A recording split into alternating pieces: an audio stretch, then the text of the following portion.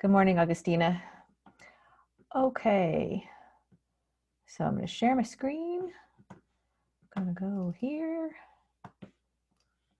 And I'm going to go, where's Canvas? Where did it go? Here it is. So the first thing I want to say to you all is that you should be pretty pleased with yourself. Our class is defying expectations. We have only lost one student this semester so far.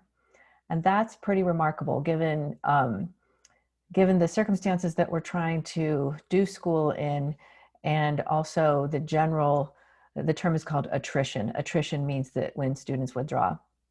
But you guys are defying this, and I am really impressed. So we are halfway through the semester. This is, I believe, the hardest assignment. You guys can get through this. You guys can do the whole semester for sure. So way to go, you. You should be proud of yourself. Get yourself a pat on the back. Okay, what we're doing today is going to be, I think it's going to take us, I'm estimating 40 minutes. We'll see how long it takes. So here's what we're going to do. Excuse me. I'm going to pull up this Rogerian essay assignment that you all worked on for today. And let me make this a little bit bigger. Whoops, that's too big. Okay, and here's the questions that I asked you regarding my assignment, regarding my essay. And I'm going to want you, and you guys all, you did a great job telling me you'd finished it and you'd submitted it and all that. So that was great. What I'm going to do is I'm going to put you into breakout rooms, and I'm going to want you to go through the questions with each other. When you are in the breakout rooms, you should be able to, one person should be able to share the screen. So, because anybody can share screens on Zoom. So share the screen, pull up my essay, and talk through these questions with each other. I'm going to give you 20 minutes to do that. And unless you put a message in the chat, or unless you come back in and ask me for help, I'm going to let you do this on your own. Then I'm going to bring everybody back in to the larger chat. We'll go through them. I'll answer any questions that you have about the assignment, the essay, and then I will follow up with one small assignment, and then we'll be done.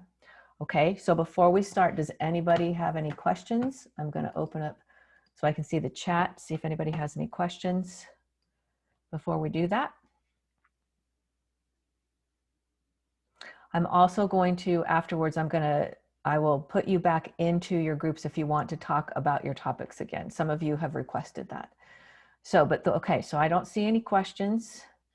So I am going to create the breakout rooms, and I'm going to do it in a way, I'm going to do it automatically. And so I don't know what rooms you're going to go into. I'm going to put you into 5 rooms. So there'll be 3 or 4 of you in each room. I'm just going to create them, and you're just going to go into them. And then we probably will have a few more people show up, and then I'll move them into the rooms. Okay, so let's go ahead and start. If you guys don't have any questions, last time to ask. Silence is approval. Okay, I'm going. So all the rooms are opened.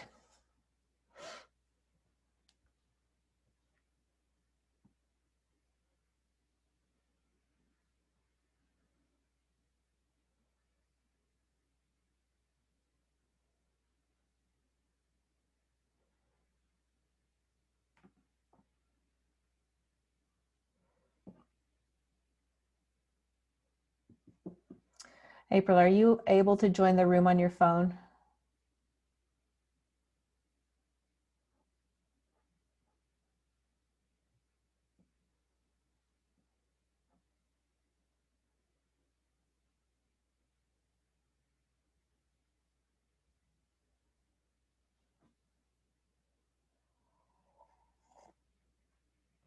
Let's see who else is in here.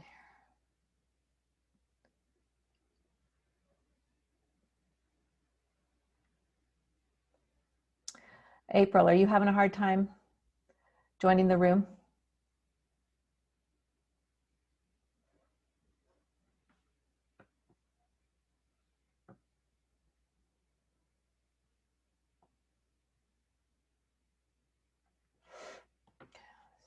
sharing.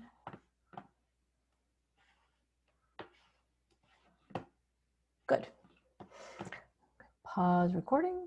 I'm recording. Okay. We are recording again. Okay, is everybody back? Not quite. 4, 3, 2, 1. Yay, everybody's back. Okay. All right, so let's do this. What I want to do is I want to go through these questions and I want to see if anybody has any questions about them. So what I'm looking for is if you all in your groups agreed on the responses to the questions, we probably don't need to cover them unless you feel unsure. But if anybody in your group was like, I'm not so sure, let's talk about those questions. So what I'm going to do is I'm going to ask the question and then I'm going to pause and see if anybody speaks up or if anybody puts something in the chat. If anybody does either of those, then I'll go back and I'll go like this and we'll look at it. I got to make this a little bit smaller. Hang on. And then we will answer those questions. Okay. So let's do it. So which paragraphs make up the introduction? Does anybody need any clarification on that? Does it include 4? Let's take a look. So number 4. Yes, I think it does. Yeah, so all these 3, so these 3 paragraphs are introducing the topic, providing some context for it, providing a little bit of background, and then this one right here is talking about, it's bringing it up to the current situation, okay? And then this, you know, it could or couldn't. If you thought it didn't include number 4, that's fine. And if you thought it did include number 4, that's fine too. There's a pretty distinct line between 4 and 5 about where the different sections are shifting. Okay, so let's go back. Where is the thesis? Where did you think the thesis was? I thought it was first sentence, paragraph 4. I thought it was 4. This one right here, okay. Okay, anybody else?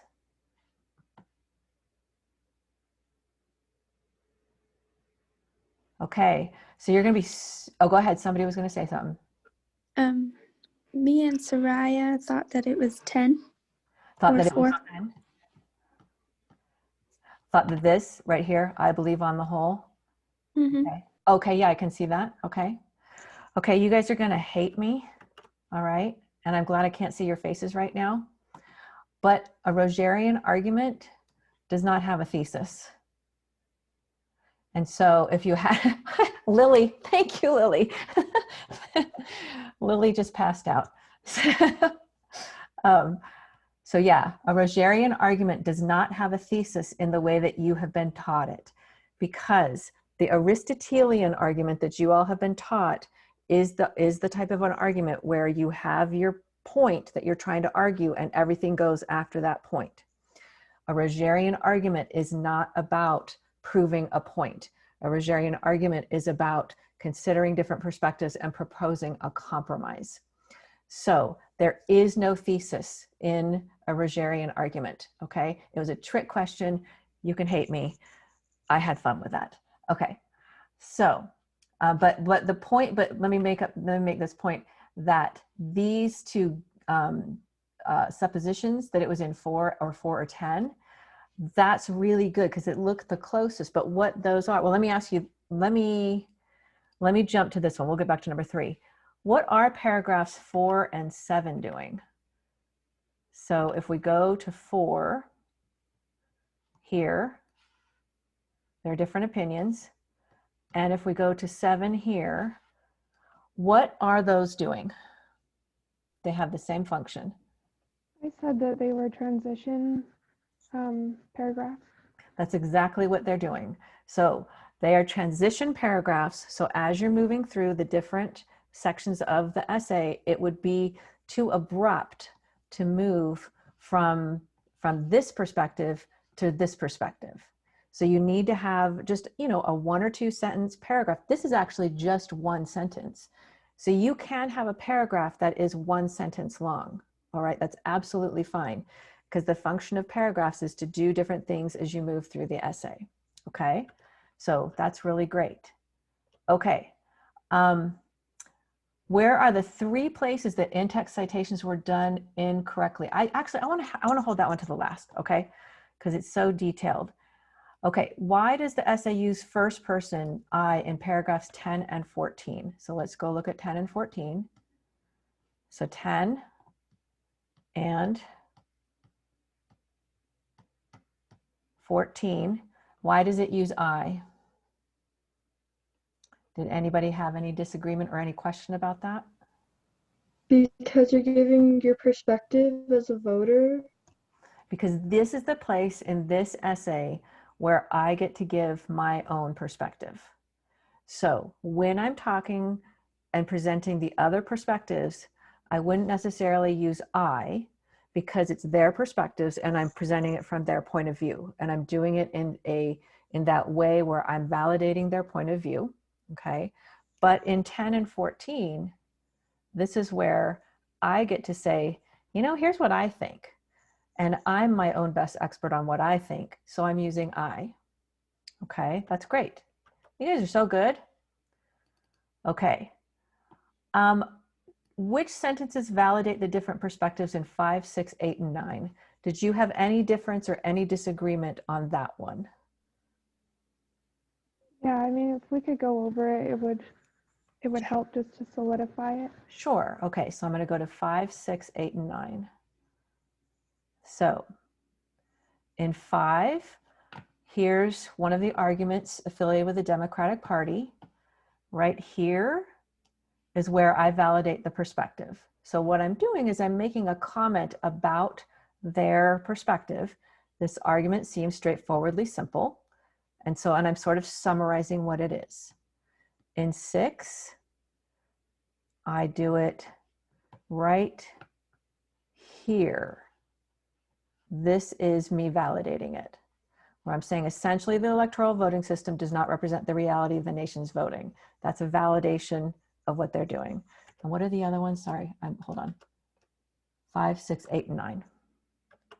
Okay, so if I go back to 8, right here, for people who are concerned with federal government, the maintenance of the Electoral College is essential. So I'm saying, if this is how they feel, then this is essential.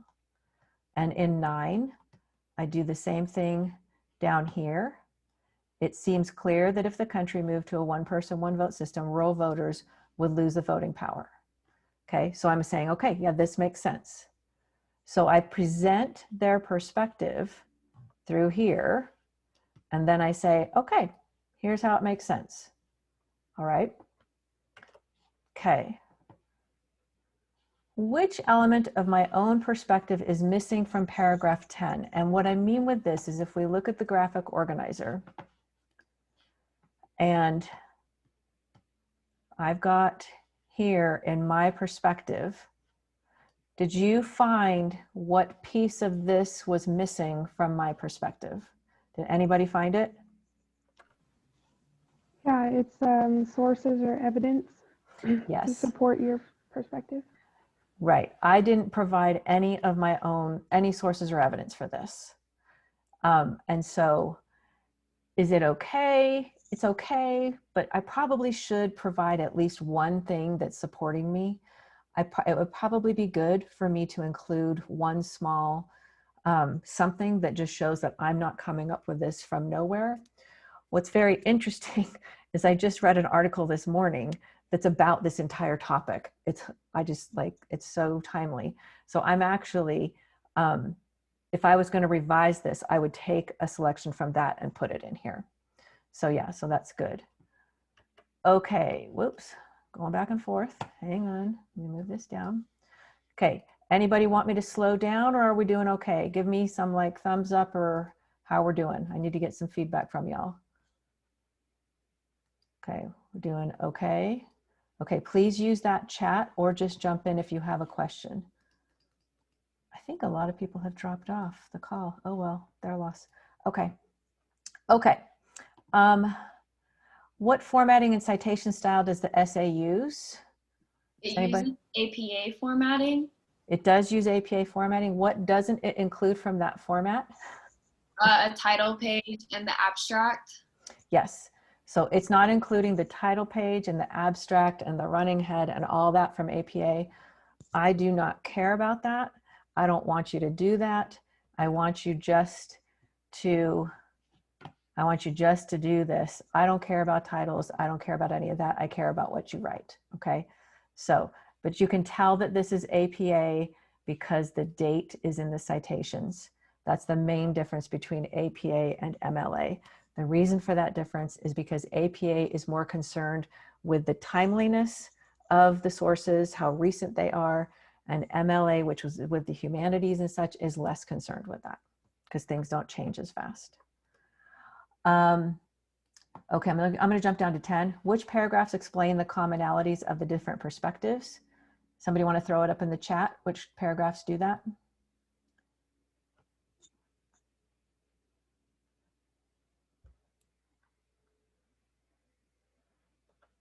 Apparently nobody wants to do that. I thought it was number 12 and 13. Okay, let's go look. So number 12, yep. So number 12 talks about it, that both sides want power. And what am I doing up here?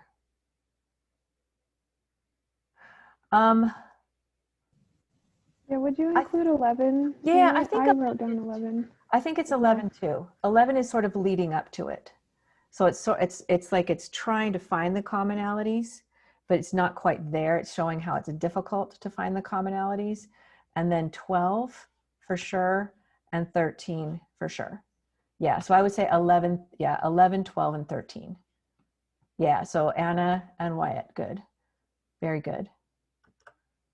Okay. And then what is paragraph 14 doing? What is this? Because number 13 is, oh, wait a second, you guys. I need to back up a second. Hang on. Sorry, I'm getting myself confused.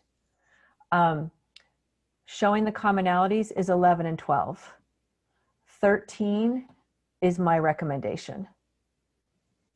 Sorry about that. Let me back up a minute. Let me just make that very clear. So 11 and 12 are showing the commonalities. So that's a commonality. Oops. 12 is a commonality. This is a commonality.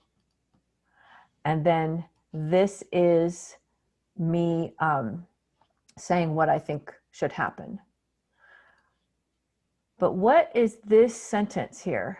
So why, because this, I think this is maybe why people thought this was a commonality paragraph. So both sides are, Sorry, is it a transition sentence again? yeah, this is just transitioning from this idea to this idea. It just smooths out the abruptness. Okay, but yeah, this is me saying that I think that right here, one compromise is that we should remove 100 electoral college votes and just make it based on the House.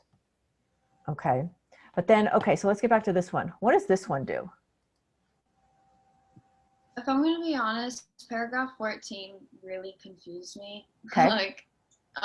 Because on the structure, it says that the last should be either explaining how it impacts perspectives other than yours for their benefit and circle back around to the complexity of the issue.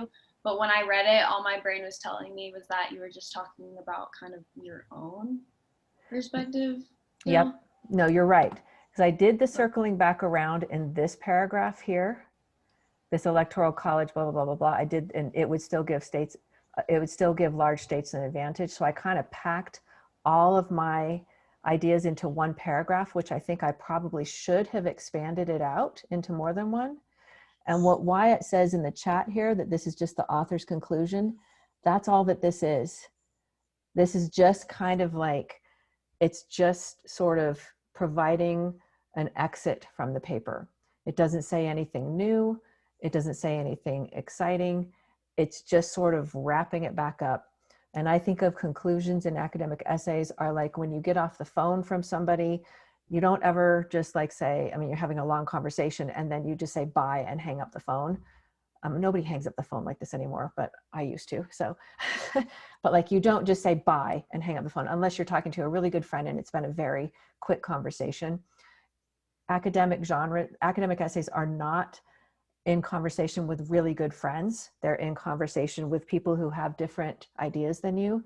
So you have to have a level of politeness as you finish them. And so that's what this is. It's just exiting from it. Okay.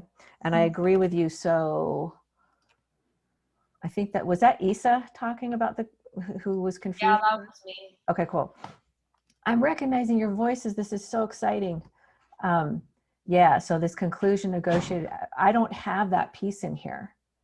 I don't have the piece here about a conclusion just kind of exiting. That was an assumption that I made, and probably a false assumption that I should have made, that you guys knew what that was. And so let me just clarify, or I would add something in here saying, you know, exit from the essay, you know, just in a sort of wrapping up way, but that would only be a brief paragraph. Okay, does that help clarify, Isa? Yeah, that helps. Thank you. Okay, cool. Okay. Okay. So now let's get to the tiny bits. I got to find out where I am. Okay. Where is the essay's language used conditional and not certain? So Hunter asked about this when he came back from the group. And what this means is that in academic writing, being certain is counter to that idea that you're in a conversation with people who are different from you, okay? And so I'm going to show you an example of where it is conditional and not certain. Where is it? Okay, this sentence right here. One compromise that won't satisfy either completely, but that might be a step in the right direction, is to remove the electoral votes. So this word right here, might, that is conditional language. And so if I said one compromise that won't satisfy either, but that is a step in the right direction, when I say is, as opposed to when I say might, I'm being more certain. And certainty in academic writing is seen as arrogant, it's seen as superior, and it's seen as not being open to different perspectives.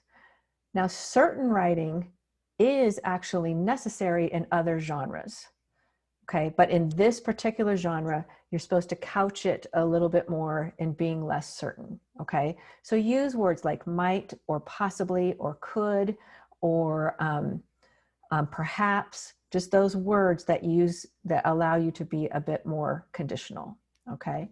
Wyatt asked, is it similar to opinion versus logic? Kind of, but no. So like, all of this kind of answered the question. Okay, cool. Okay. Yeah, I get it now. You get it? Okay. Okay, Yeah, cool. But thank you for asking the question. Okay. So let me go back here. Okay. Okay, so where's the 3 places that in-text citations were done incorrectly? This was the obnoxious, nitpicky question. I am curious if anybody found them. I found one in paragraph 3. It's the year should be within the parentheses with Al Gore and Hillary Clinton. And then in paragraph 8, it should have Gomez and then the year, because it quotes Christian Gomez, but. Okay, let me find this. Where are you? Okay, 8 here, Christian Gomez. This right here. And this right I here. was confused on that because, I mean, with your page that went over all of the different ways to like do citations, you said that we either needed to include the last name of the person before you make their statement or do it afterwards, and that both were okay, but we couldn't do both of them at the same time. Yep, so this was me being a total butthead, okay? I will take you through. So both of these right here are correct because the author's name is in the sentence. Cancel. So the author's name is in the sentence, so it's correct, okay? This one up here, these are not citations. This is just saying when they lost, Okay, so The let me, one that I found, where did you sorry, find? that it's No, in go ahead. paragraph 5. 5, okay. Yeah, and it's with, it's the according to mathematics professor Dale R. Duran. You use his name and then cite him at the end. Yes, this one is incorrect because I've got the name here and I've got the name here. Okay, so that one's incorrect. Now I've forgotten where the other two are. Does anybody else did anybody else find any others? Is there one in number 2 with the Alexander Hamilton? Doesn't date it. No, because his name is in here, you don't need to have that. Now some versions, okay. Citations are like they change all the time. So some might argue that you have to have the date in here. So like I might need to put the parentheses in here with the date. Others don't. If you do it either way, that's fine. But no, because this has the author here and the author, so the author is going to show up. Whoops. The author is going to show up down here. Okay. And the date's right here. So no. Did anybody else find any others? There's one that's not cited. I should have had these ready. Sorry. Would Tell you you what- say that in our paper, do you want us to like remain consistent with the way that we do it? Yeah. Like if we're gonna quote somebody, like either do the parentheses at the end or put their name at the beginning? Does no. it matter? No, you should be doing both. Because when you first introduce somebody, like here, Christian Gomez writes, when you first introduce somebody, it's better to put them into the sentence themselves. I don't do that all the time, but if you can do it, then that's better. So like I didn't do it here. So this one, I didn't introduce this person because it just didn't flow with the writing very well. You know what I'm going to do is I'm going to find the ones that were wrong and I will email them to you because now. Is it the last sentence in paragraph 12? Last sentence in paragraph 12. No, that one's okay because Gomez is here and is not here. So his name is not in the sentence, but it's here. So that's fine. I'll find them. I'm sorry. I'm blowing it here. I should have gone through and like had them written down. I did them so secretively. It made it too hard. I knew it would be a hard question when I asked it. Yeah, Okay. I think I read through it like 2 or 3 times and just had such a hard time. I really only found that one for sure. Okay. Anna, you asked, but for APA, the sources are under a references list, right? You know what, Anna? I honestly don't know. Some things say bibliography, some things say references. When I did this, I used the Microsoft Word citation program, and it said, do you want to use bibliography or references?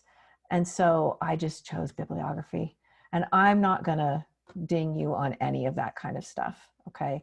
I've got the minimum requirements that I've got, okay, that I will expect of you.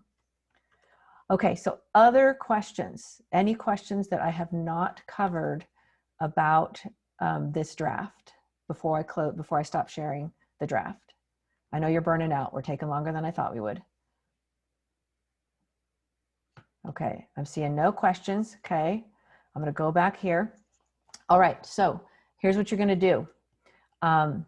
If you haven't already turned in that you did this read sample Rogerian essay, your picture of, or no, not your picture, sorry, just saying that you finished it, make sure that you do that within the next 3 minutes.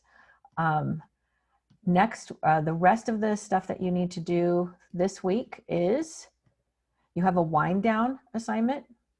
And this wind down assignment, I'm asking you about your research, but I want some feedback from you about the different ways that we're interacting with each other. We've got half the semester left. We have been doing video instructions on Canvas, the things that I just put up on Canvas. We've done these whole class Zoom sessions like we're doing now. I've done individual Zoom sessions with you. We've done breakout rooms on Zoom, and we've had a few or 2 30-minute in-class small group meetings. I want to know which ones of these are working for you and which ones are not. And I want to see if we're going to have to change things up for the second half of the semester. Know that if we are in class, they are only 30 minutes. I cannot make them longer than that, okay? So I want that from you. And then just be aware, next week, what we're going to do is you have a draft due. Let me go here. You have a draft due on October 21st. That's Wednesday. Okay. We're going to meet in class on Monday. And what we're going to do with it is I'm going to go over the evaluative criteria. We're going to talk about giving feedback to each other. And I'm going to show you how you use Canvas to get to each other's essay so that you can give feedback to each other. It's a little complicated, so I want to do it on the video. Okay. So just know that we're meeting in class on Monday at 10. Again, I will try to keep it as short as possible. I know that this is hard to stay on for this long, but really I can't think of a better way to do it. We spent 55 minutes on this. We couldn't do this in person because we only have 30 minutes for each. So, okay, so we're doing our best. Okay, I'm going to stop sharing. Any questions from anybody? Yeah, give me thumbs up if you guys are good or if you're awake.